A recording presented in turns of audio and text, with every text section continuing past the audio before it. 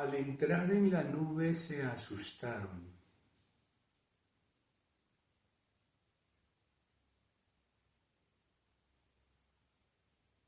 El camino contemplativo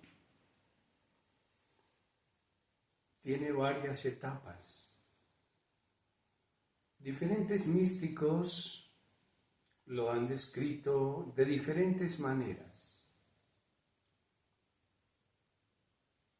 Esta experiencia profundamente humana ha sido narrada por toda la humanidad y en las Sagradas Escrituras también se encuentra narrada de diferentes maneras. Una de estas maneras esplendorosa es esta narración de la transfiguración del Señor.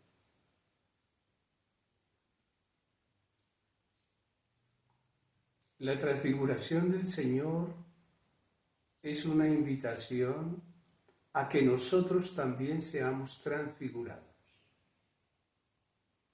No se trata de un acontecimiento que solo sucede fuera y para el Maestro, allá Él que se transfigura. No. Se habla también detrás de esto, de mi propia transfiguración. No es algo que yo pueda hacer por mi cuenta. No es algo que yo pueda manipular. Por el contrario, el camino a esa transfiguración incluso llena de miedo a quien peregrina en el camino de la contemplación. Es un camino que llena de miedo, porque necesitamos en ese camino abandonar nuestras seguridades, abandonar la idea de lo que somos y comenzar a hacer algo que no sabemos qué es. El camino de la contemplación exige toda una entrega.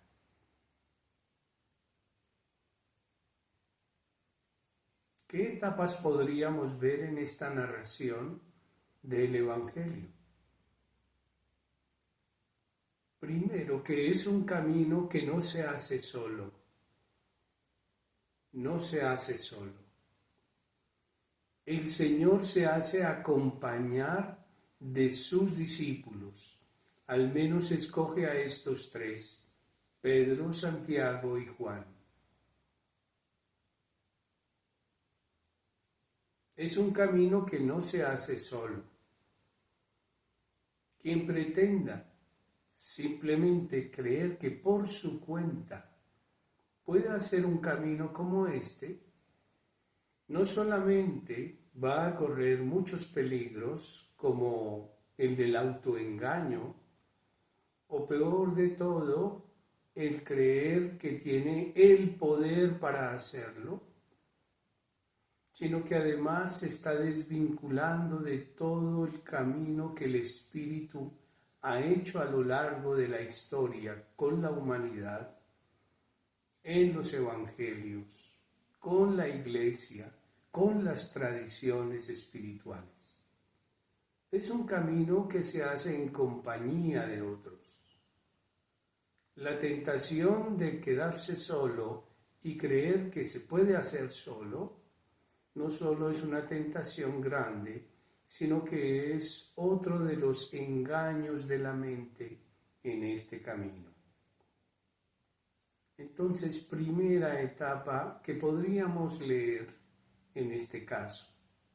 Este camino se hace con otros. En el segundo momento podríamos describir allí, es un caminar para orar, es decir, para entrar en comunión con la presencia divina y con el cosmos que nos rodea.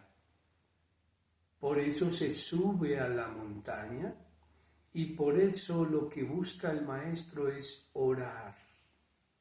Se lo lleva para orar en la montaña. Unión del cosmos, unión de los hombres, unión con Dios. La experiencia contemplativa no es una experiencia entre Dios y yo. No, es una experiencia en la que entra toda mi humanidad con mis hermanos en la creación y donde reconozco la presencia divina, lo que se llama una experiencia orante. Dice también que a los discípulos les entró sueño. Podríamos hablar de esta otra etapa. El entrar en sueño no quiere decir necesariamente que las personas se duermen porque son algo perezosas. No se trata de eso. El entrar en sueño habla también como entrar en un estado en el cual perdemos nosotros el control de lo que va a suceder. Se entra como en un sueño. Es decir, allí empiezan a suceder cosas que sobrepasan lo que nosotros siempre mentalmente quisiéramos organizar. Otros momentos en que les entra sueño a los discípulos es cuando están en el monte después de la última cena y nuevamente les entra sueño. Ese sueño también puede ser interpretado como entran en una nueva atmósfera, en una nueva realidad, donde algo va a pasar. ¿Y qué pasa en esta narración? En esta narración pasa que hay un encuentro maravilloso. Dice que aparecen Moisés, Elías y Jesús dialogando. Es decir, se une el camino espiritual de toda la humanidad. Una persona que entra en este camino, entra en la fuerza de la tradición, de la ley, de los profetas, de aquellos que nos han precedido. Por eso es que este camino no se hace solo.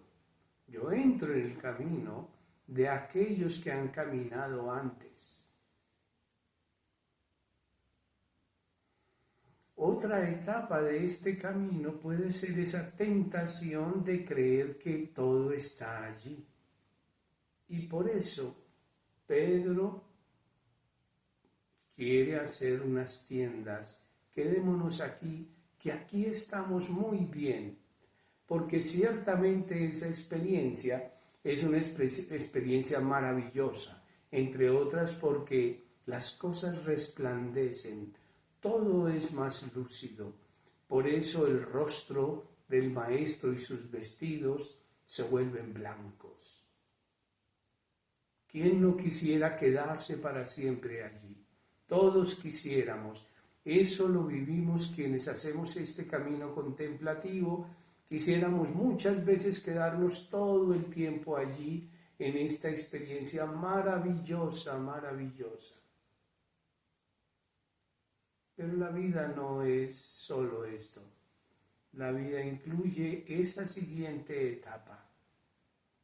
Una etapa, por un lado, en la que se nos invita con la voz del Padre a escuchar la palabra del Maestro, a estar siempre en la escucha.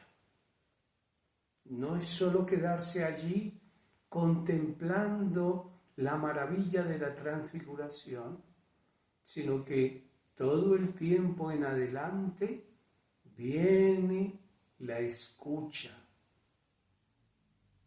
Todo mi ejercitar, todas mis labores, todos mis encuentros, todos mis planes, todos mis sueños han de estar bajo la escucha del Hijo, bajo la escucha de la palabra.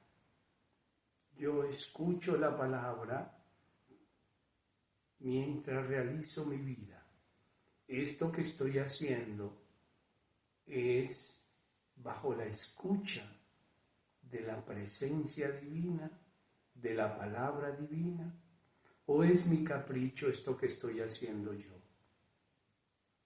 Todo el tiempo escuchar.